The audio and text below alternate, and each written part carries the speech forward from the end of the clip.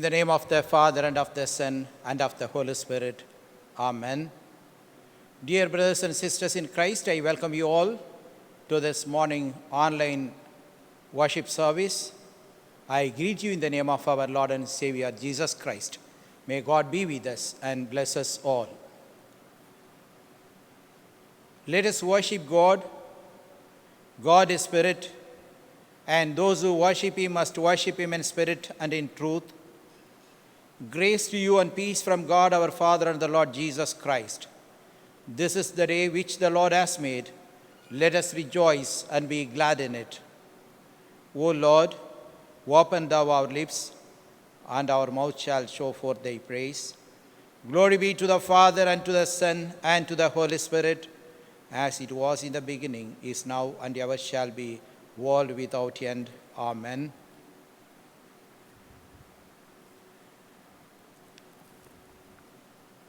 Let us all sing the hymn number 385, 385, Be Thou My Guardian and My Guide.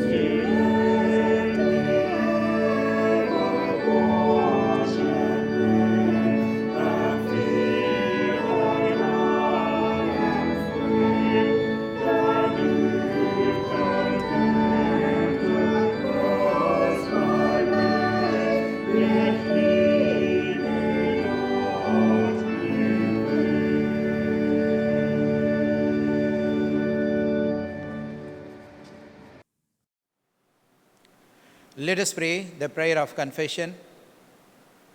If we say we have no sin, we deceive ourselves, and the truth is not in us.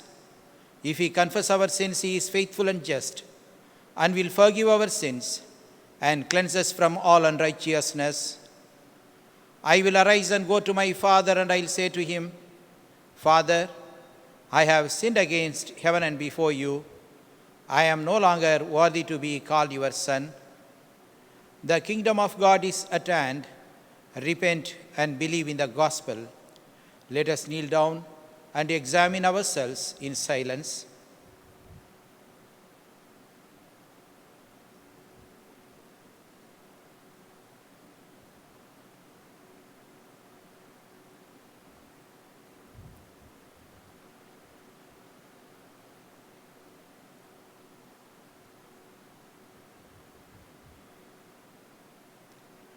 Let us humbly confess our sins to Almighty God.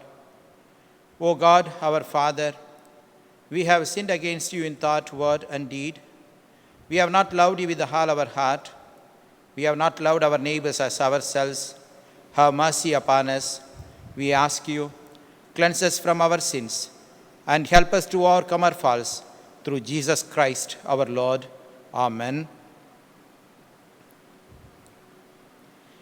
May the Almighty and merciful Lord grant unto us pardon and remission of all our sins, time for amendment of life, and grace and comfort of the Holy Spirit. Amen. Let us listen to the scripture lessons. The first lesson will be read.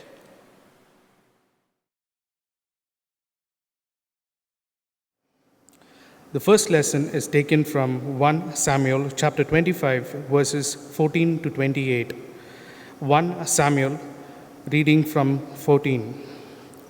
But one of the young men told Abigail, Nabal's wife, David sent a messenger out of the wilderness to salute our master, and he shouted insult at them. Yet the men were very good to us, and we suffered no harm, and we never missed anything when we were in the field, as long as we were with them. They were all well to us both night and by day, all the while we were them keeping the sheep. Now therefore, know this and consider what you should do.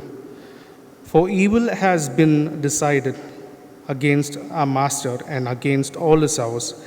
He is so ill-natured that no one can speak to him.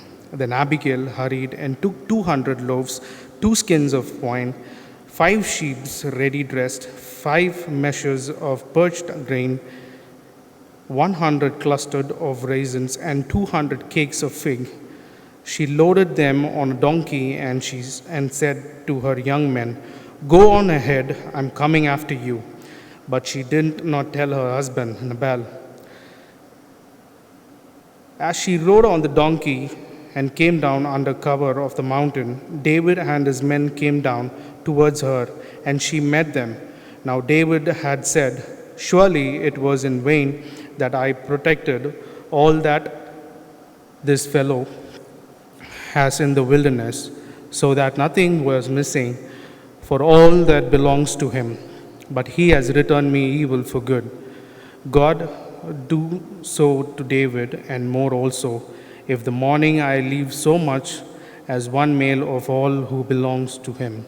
When Abigail saw David, he hurried and alighted from the donkey and fell before David on her face, bowing to the ground. She fell at the feet and said, Upon me alone, my Lord, be the guilt.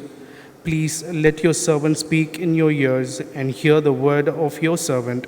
My Lord, do not take serious this ill-natured fellow Nabal, for as his name is, so is he. Nabal is his name, and folly is with him. But I, your servant, did not serve the young men of my Lord who you sent. Now then, my Lord, as the Lord lives, and as you yourself live, since the Lord has restrained you from blood guilt and from taking vengeance with your own hand, now let your enemies and those who seek to do evil to my Lord like Nabal. And now let this present that your servant has brought to my Lord be given to the young man who follow my Lord. Please forgive the trespass of your servant, for the Lord will certainly make my Lord a sure house, because my Lord is fighting the battle of the Lord, and evil shall not be found in you so long as you live. Here ends the reading of the first lesson. Thanks be to God. The second lesson will be read.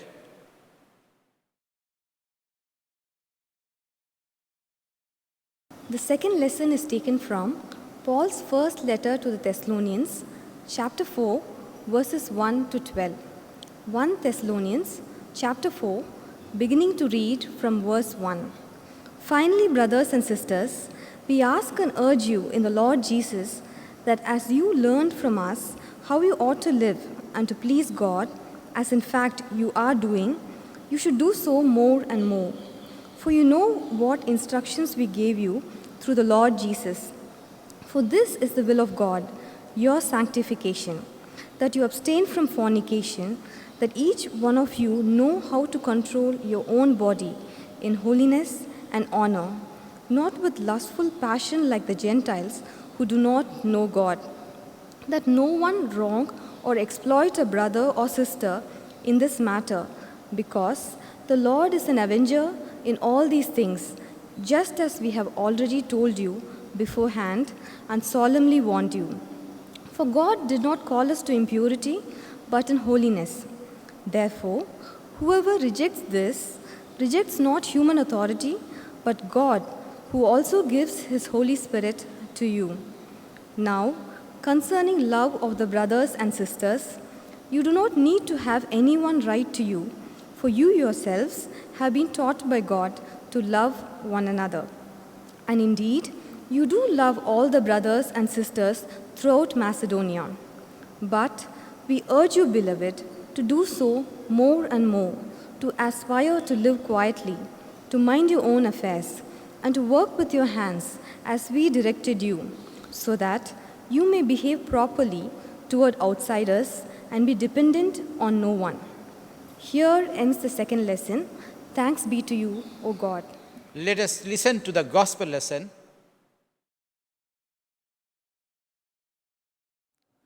The gospel lesson is taken from the gospel according to St. Luke, chapter 10, verses 27 to 35. Chapter 10, verses 27 to 35. The parable of the Good Samaritan. Just then, a lawyer stood up to test Jesus. Teacher, he said, what must I do to inherit eternal life? He said to him, what is written in the law? What do you read there? He answered, you shall love the Lord your God with all your heart and with all your soul and with all your strength and with all your mind and your neighbor as yourselves. He said to him, you have given the right answer. Do this and you will live. But wanting to justify himself, he asked Jesus, and who is my neighbor?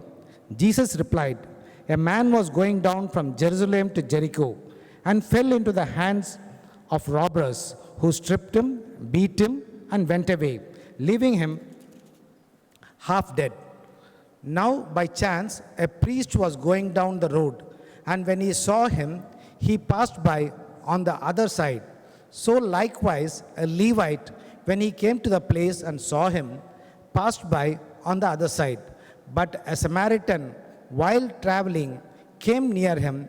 When he saw him, he was moved with pity.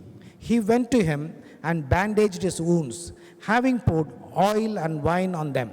Then he put him on his own animal, brought him to an inn, and took care of him. The next day he took out 2 denarii, gave them to the innkeeper, and said, take care of him, and when I come back, I will repay you whatever more you spend. Which of these 3 do you think was a neighbor to the man who fell into the hands of the robbers? He said, the one who showed him mercy. Jesus said to him, go and do likewise. Here ends the reading. Thanks be to thee, O Christ. Let us pray. Let the words of my mouth and the meditation of our hearts be acceptable to you, O Lord, our rock and our Redeemer. Amen. Friends, once again I greet you all in the name of our Lord and Savior, Jesus Christ. This Sunday is being observed as Laity Sunday.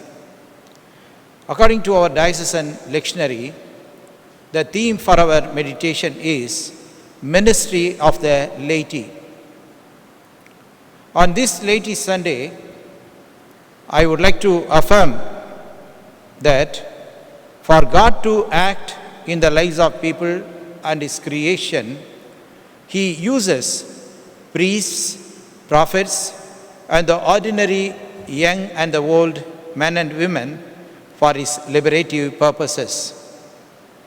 In the Old Testament lesson that was read to us from the book of 1 Samuel chapter 25, verses beginning from 14, we read the intervention of Abigail, wife of Nabal, who was an ill-natured man. But for Abigail's intervention, as we read in verse 34, there would not have left to Nabal so much as one male. Abigail prevented bloodshed and became a channel of peace and reconciliation. The gospel lesson, the parable of the Good Samaritan, is another classical example of how one can be part of God's mission without prejudices or inhibitions. In the gospel narration, we see that the Samaritan was moved with compassion and extended his help voluntarily.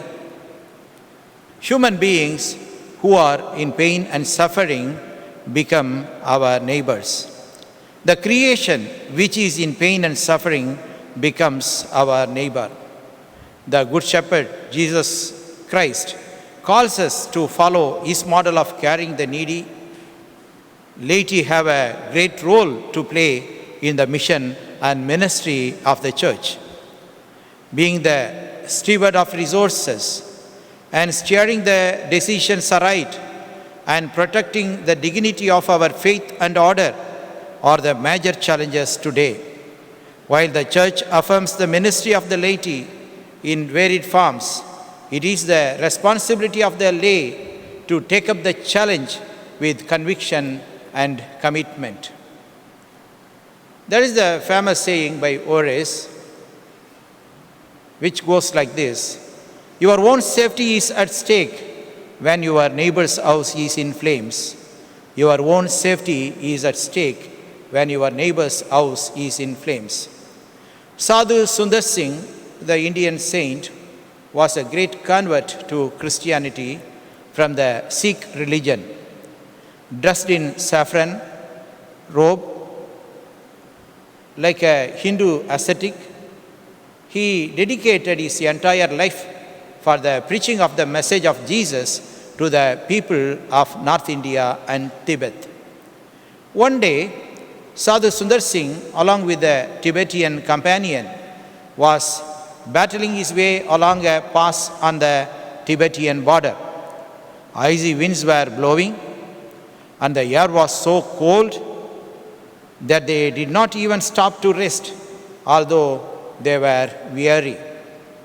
They came to a place where the path was very narrow, and they saw on a ledge a man lying crumbled and motionless or without any action. He had evidently slipped and fallen.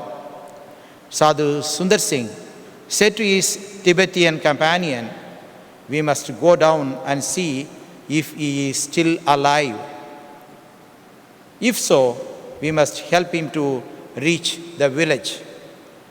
The Tibetan scornfully said, "Help him? We must think about ourselves. We will lose our lives if we try helping him." And he went on. Sadhu Sundar Singh climbed the ledge and found the man alive, but unconscious. He managed to drag him to the path. Then he managed to get him on his back and carried him with difficulty along with his own baggage. The journey was difficult and slow, but the exertion warmed him, and his warmth got through to the man on his back. Eventually, they reached the village and found shelter for both. They both were alive. But on the way, as Sadhu Sundar Singh was struggling with the man and the load on his back, he passed another figure. It was his Tibetan companion lying by the path. He was stone cold and dead. In today's gospel, Jesus narrated the parable of the Good Samaritan. Let us note the moral teachings from this passage. The meaning of neighbor according to the Jews. The Old Testament laid down the commandment, "You must love your neighbor as yourself." Leviticus chapter 19, verse 18. According to the Jews, the word neighbor embraced a fellow Jew or a resident alien and not the Gentiles. A Jew considered only him as his neighbor who belonged to his nation and his religion. The Jews at the time of Christ drew inhuman inference from this law of the love of the neighbor. Having considered only a fellow Jew as his neighbor, an Israelite was not supposed to put to death another Israelite who murdered a Gentile. They were not to kill the other Gentile who were not at war with them, but they were under no obligation to help a Gentile, even if the Gentile was in danger of death. Thus, the word neighbor for the Jews was very restricted and narrow, and the commandment to love one's neighbor as yourself perfectly allowed them to disregard the cries and needs of the Gentile.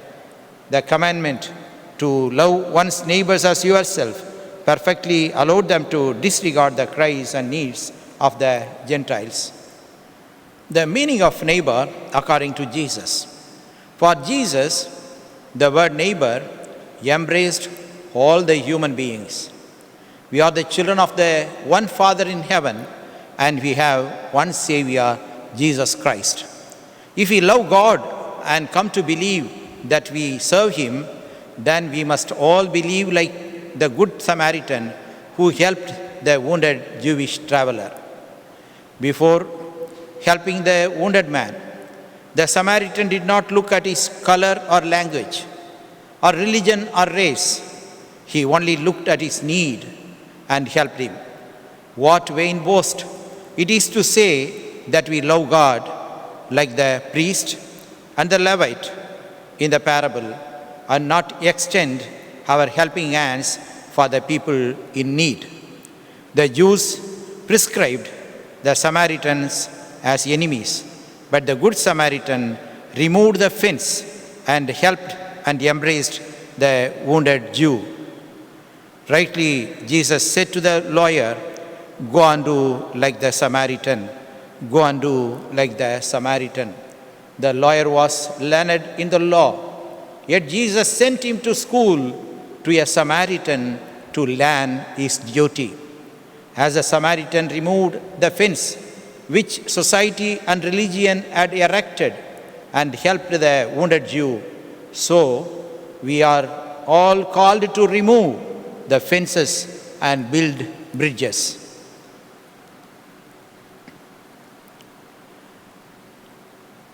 Sriram Sharan Gupta was a reputed Hindi poet. He was a socio-religious reformer who, through the medium of his writings, battled against the evil of untouchability. In one of his poems, The Desire for a Flower, he brought out the inherent evil of untouchability in religion. There was a little girl by name Sukya from the low caste who was mortally ill. She firmly believed that she would get well if she could have a sacred flower from the temple. She expressed her desire to her father, but her father could not go to the temple because he was an untouchable belonging to the low caste. And before the independence of our country, it was a crime for a low caste to enter the temple. What I am saying is the story of the poem, The Desire of a Flower, by the famous Hindu poet Sriram Sharan Gupta. Caught between the desire of his dying daughter and the social taboo, the father painfully battled the decision to get the flower or not to get it. His love of his daughter overcame the fear of punishment, and he decided to go. The huge, massive temple was situated on the mountain top. It was beautifully and colorfully illumined in view of the forthcoming festival. As he neared the temple, he heard the devotees blissfully chanting the praises of the goddesses, liberator of sinners and destroyer of sins, hail and glory to thee. Liberator of sinners and destroyer of sins, hail and glory to thee. Slowly, with fear and trepidation, he joined the line of the devotees, which was moving towards the sanctum sanctorum to have a darshan of the goddesses, and received the prasad, the offering flower, from the temple priest. Nobody identified him until he received the offering flour from the priest. But as he turned to go from the sanctorum, he was identified as an untouchable. The devotees made a hue and cry about his unholy, defiling presence in the temple. He was caught and handed over to the police, and they in turn brought him to the court. The court found him guilty and condemned him to 7 days in the prison. He languished there for 7 days without any of his relatives knowing about it. After 7 days, when he returned, he found his daughter already dead and cremated. He found his daughter already dead and cremated. If the church or temple becomes inhuman, even God will desert it. If the church or temple becomes inhuman, even God will desert it. The truth of a church or a temple must be tested against the fact if it still has compassion for the poor and the needy. It is always easy to run a church or a temple for the rich and the elites. Such churches become organizations, but not institutions of God's channel of grace. Jesus was not only a great redeemer, but also a great social reformer. The parable of the Good Samaritan is very pertinent and explosive. Even today, discrimination and injustice are advocated in the name of religion. Today we shall consider the greatness of Jesus as a radical reformer and redeemer. I would like to make 4 observations about Jesus as far as this parable is concerned. The first one, Jesus was untouched by prejudice and discrimination. Jesus was untouched by prejudice and discrimination. The Jews and the Samaritans were age-old enemies. The Bible says that the Jews would have nothing to do with the Samaritans, and the Samaritans, if they got a chance, would taunt and make life difficult for the Jews. At one place, we read in the Gospel of Luke, when Jesus and his disciples wanted to go to Jerusalem, they had to pass through Samaria. The Samaritans opposed them, and they did not welcome Jesus and his disciples. Then 2 of his disciples, James and John, said to Jesus, "Lord, shall we pray that fire may come down from heaven and consume them?" Then Jesus rebuked them and took another route to Jerusalem. This we read in Luke's Gospel, chapter 9, verses 51 to 56. Jesus was definitely hurt by the Samaritans' behavior, but the wonderful thing about him is that he never harbored any resentment against them. In the Gospel passage, when a lawyer asked him who a neighbor was, Jesus set a Samaritan as an example of being a neighbor with goodness and compassion as opposed to the Jewish priest and the Levite. Jesus was rejected by the Samaritans. He could have lampooned or publicly criticized them in the parable. Instead, he praised them and set them as an example of love and compassion for all generations. Secondly, Jesus surpassed ritualism. Jesus surpassed ritualism. Jesus was not unduly bound by rituals. Rituals are important in any religion. They make worship easy and orderly. But they are not the absolutes. When they contravened goodness and compassion, he broke them. The priest and the Levite failed to help the wounded man in today's parable because of the fear of defilement. The book of Numbers laid down, "He that touched the dead body of any man shall remain unclean for 7 days." The book of Numbers, chapter 19, verse 11. Those who touch the dead body of any human being shall be unclean 7 days. Fearing defilement, the priest and the Levite failed to help the wounded man, fearing that he could be dead and thus they might contract defilement. Even the Samaritans, Pentateuch, had the same restriction, but they did not hinder the Samaritan from helping the wounded man. He transcended the restrictions. He asked not who the wounded man was, but he asked what his need was. He asked what his need was. For Jesus, human need took precedence over rituals. For Jesus, human need took precedence over rituals. Thirdly, Jesus redefined a neighbor. In answer to Jesus' question as to what the scripture says about the way to attain eternal life, the lawyer said, "You must love your Lord God with all your heart, with all your soul, and with all your strength, and with all your mind, and your neighbor as yourself." For the Jews, the definition of a neighbor was limited only to the fellow Jews and the resident aliens who embraced the covenant with Yahweh, as it is written in Leviticus 19, chapter 19, verse 34.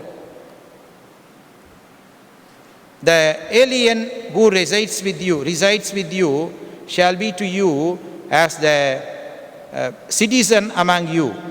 You shall love the alien as yourself, for you were aliens in the land of Egypt. I am the Lord your God. Leviticus chapter 19, verse 34. Other people were not covered within the ambit of the definition of a neighbor, and therefore they need not love them. The Jewish rabbis in the Talmud, that is the commentaries on the Mishnah, directed the Jews that idolaters or foreigners are not to be delivered when in imminent danger, while heretics and apostates are even to be led into it. The priest and the Levite passed by the wounded man without helping him, because they were not sure who this man was or how he came to lie there. If he was a Gentile, they thought to themselves, why take such risks in helping him? For Jesus, anyone in need was a neighbor. For Jesus, anyone in need was a neighbor. And anyone who shows kindness to another proves to be a neighbor. Jesus departed from the restricted definition of a neighbor and radically redefined it as the one in need. For Jesus, it was not only a duty to help such a man, but also an act of love. Finally, Jesus is the eternal Good Samaritan. Jesus is the eternal Good Samaritan. When humanity was wounded by sin and lay dying, Jesus, the Good Samaritan, tarried on this earth and bound our wounds. As the Samaritan spent his money and took care of the wounded man, Jesus likewise, by shedding his blood, has saved us from sins. He not only looked after us personally, but also gave us into the custody of the church, as the Samaritan gave the wounded man into the custody of the innkeeper to look after us until his second coming. My dear brothers and sisters, let us thank and praise Jesus, our Lord and Savior, for when we were wounded by sin, he came down from heaven in order to heal us. May we cling to our Lord and be a good Samaritan all through our life, helping the needy and the poor. Amen. Let us affirm our faith through the Apostles' Creed. I believe in God, the Father Almighty, maker of heaven and earth, and in Jesus Christ, his only Son, our Lord, who was conceived by the Holy Spirit, born of the Virgin Mary, suffered under Pontius Pilate, was crucified, dead, and buried. He descended into hell. The third day he rose again from the dead. He ascended into heaven and sitteth on the right hand of God the Father Almighty. From thence he shall come to judge the living and the dead. I believe in the Holy Spirit, the Holy Catholic Church, the communion of saints, the forgiveness of sins, the resurrection of the body, and the life everlasting. Amen. The Lord be with you and also with you. Let us pray. Lord, have mercy upon us. Christ, have mercy upon us. Lord, have mercy upon us. Our Father, who art in heaven, hallowed be thy name. Thy kingdom come. Thy will be done in earth as it is in heaven. Give us this day our daily bread, and forgive us our trespasses as we forgive them that trespass against us. And lead us not into temptation, but deliver us from evil. For thine is the kingdom, the power, and the glory forever and ever. Amen. O Lord, show thy mercy upon us, and grant us thy salvation. O Lord, guide our rulers, and give them wisdom from above. Endue thy ministers with righteousness, and make thy chosen people joyful. O Lord, save thy people, and bless thine inheritance. Give peace in our time, O Lord, because there is none other that ruleth the world, but only thou, O God.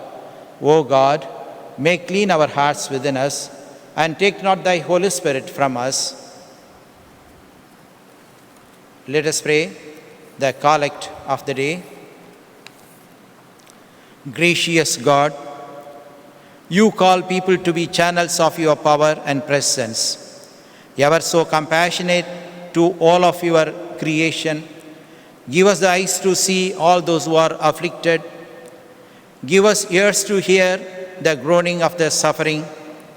Give us a heart to respond to every situation of need, and to proclaim the gospel of peace and reconciliation through Jesus Christ, your Son and our Lord, who is alive and reigns with you in the unity of the Holy Spirit, one God, now and forever.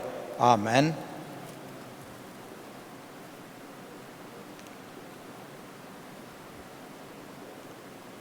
Announcements.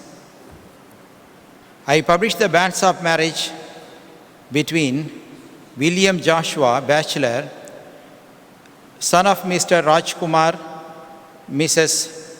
and Mrs. Merlin Suganti, member of CSI Christ Church, Talavapalayam Pastate, Karur, Tiruchi Tanjore Diocese, and Joyce Pratipa, spinster, daughter of Mr. Prem Kumar and Mrs. Margaret Jacinta, member of CSI St. Andrew's Church, Chulai Pastate, Diocese of Madras. If any of you know cause or just impediment why these two persons should not be joined together in holy matrimony, you ought to declare it in writing to me. This is the third time of asking. Friends, as congregation we greet our brothers and sisters, all those who are celebrating their birthday and also the wedding anniversary today and following days of the week. I read out the names of our brothers and sisters, all those who are celebrating their birthday as well as their wedding anniversary. On Sunday, 3rd October, Mr. Vikram Jesudasan, Ritu Priyadarshini Prasad, Mrs. R. Sundaram, Mr. Uday Kumar Samuel, Dr. Anup Devasahayam, Mrs. Steffi Kevin, Mr. Samson Samuel. On Monday, 4th October, Mr. H. Christopher John, Ruvita Williams, Mrs. Mary Scott, Irwin S. Vincent, Mrs. Christina Manoramya. On Tuesday, 5th October, Mrs. Rebecca Durai Pandian, Mrs. D. Lydia Nishu, Priscilla Divya, Mr. Samson J. Tamburaj, Mr. D.C. Sundarraj, Mrs. Saroja Loganathan, Mr. Devraj Samuel, Deepika, Mrs. Saguntala Rajashekaran, Mr. Vivek Pavamani, Mr. Joseph Esudian Nargunam, Rachel Shiel Pritimoni, Mrs. Gloria Christine.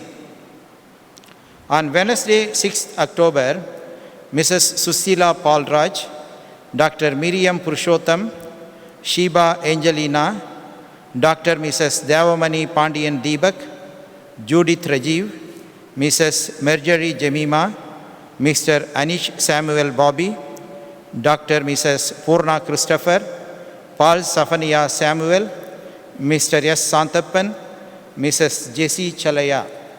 On Thursday, 7th October, Mr. R. Frederick Bhaskar, Mr. Sunil Rajaratnam, Mrs. Leela Rajendran, Mr. A.N.G. David, Mrs. Santakumari Prem Kumar.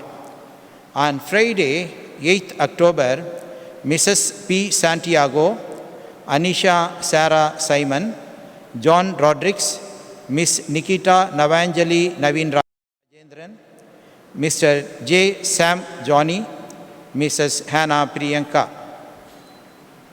On Saturday, 9th October, Mr. Joshua N. Kent, Mr. S. Jeeva Kumar, Mrs. Grace DeMonte, Gunasili Chalaya, Rachel Sangeeta Tangam, Sudha Sterlina Isaac, Rushmi Chakravarti. Couples celebrating their wedding anniversaries. On Sunday, 3rd October, Mrs. and Mr. S. Joseph and Ruben. On Monday, 4th October, Mrs. and Mr. A. M. Wilfred Joseph, Mrs. and Mr. M. V. Thomas. On Tuesday, 5th October, Mrs. and Mr. G. Lawrence, Mrs. and Mr. S. D. J. Pondian. On Wednesday, 6th October, Mrs. and Mr. Solomon T. Mohanath. On Thursday, 7th October, Mrs. and Mr. J. F. Kirubagaran, Mrs. and Mr. Philip John. On Saturday, 9th October, Mrs. and Mr. Lawrence Swamidas. Let us pray. Loving and gracious Father, we thank you for this new day. We thank you for you have enabled us to participate in this online worship service. Lord, we thank you for the opportunity that you have granted us to sing your praises, to meditate on your holy words, and also now to present our prayers and supplications at your feet. Lord, we thank you for all your goodness and kindness. We thank you, Lord, for you have added yet another day to each one of us. Lord, we thank you for your mercies, which are new every morning. Lord, help us this new day to please you in our thought, word, and deed. Lord, strengthen us to be witnesses for your Son, Jesus Christ. Lord, beautify each of us with the fruits of the Holy Spirit. Father, protect us and preserve us from dangers, accidents, and disasters. Let your heavenly angels surround us always. Lord, we thank you. We praise you for you have enabled our brothers and sisters to celebrate their birthday today. Lord, you have been good to them in all these years. We thank you for all the blessings they have received from you, but especially for the life itself. Lord, we thank you for giving them another year of life. We thank you for all the experience of the past year. Lord, help them in the days ahead to make this as the best year yet. Dear Lord, protect and guide them as they continue along the path you have chosen for them. Give them the courage to follow in your light and feel your love and presence wherever they go and live. Lord, make them strong and give them the strength to make good decisions in the coming new year. Keep them free from illness and sadness. Lord, we pray for their unexpected moments of joy and laughter.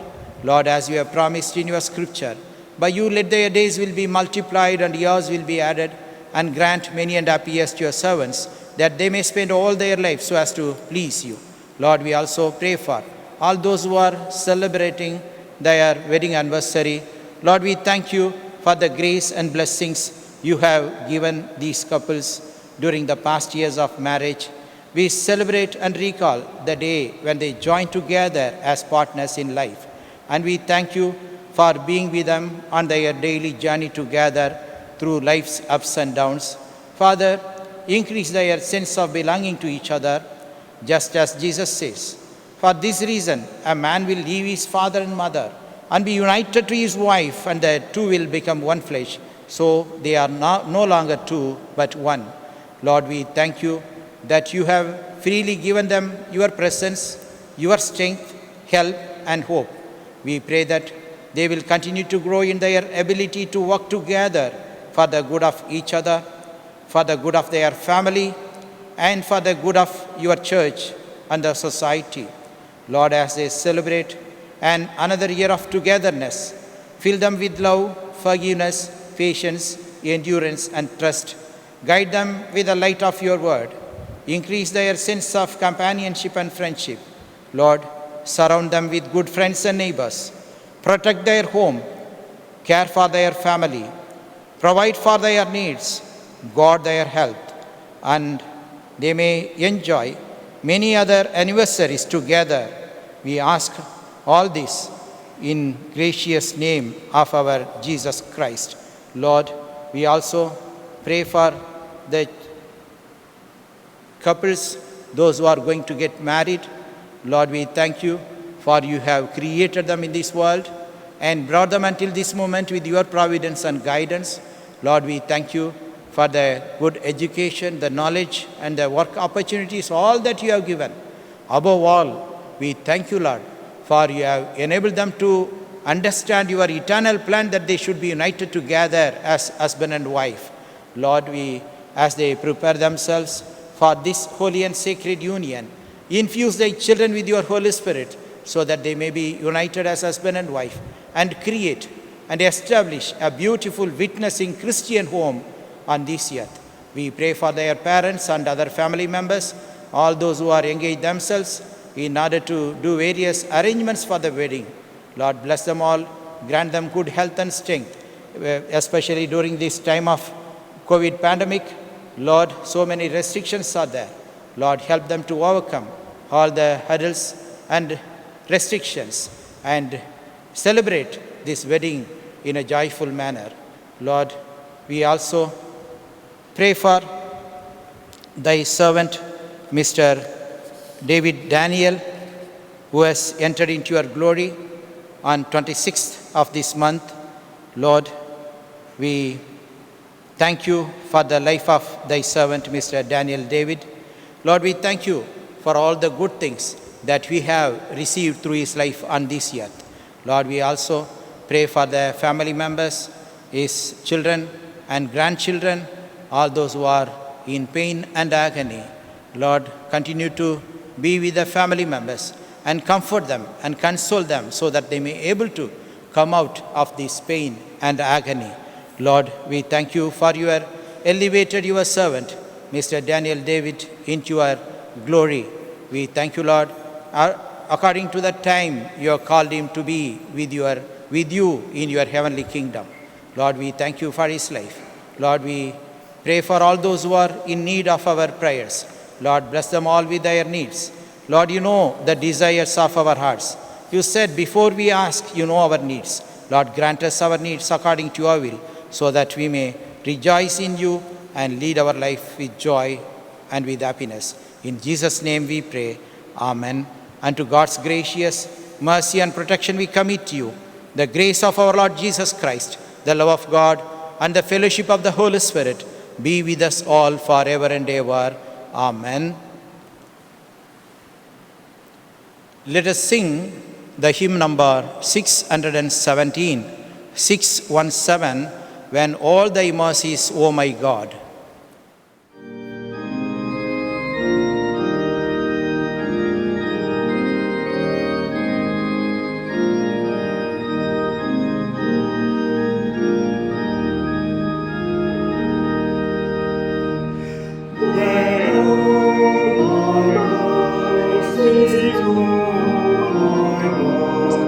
My voice is so sorry.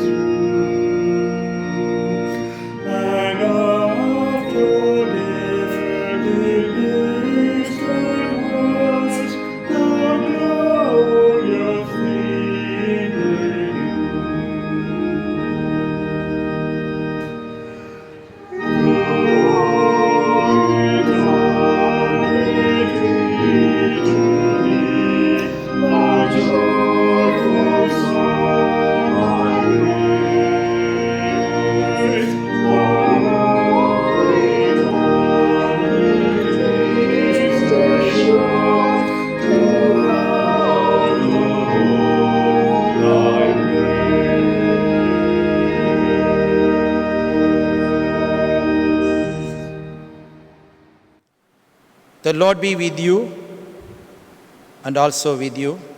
Let us depart in peace in the name of the Lord. Amen.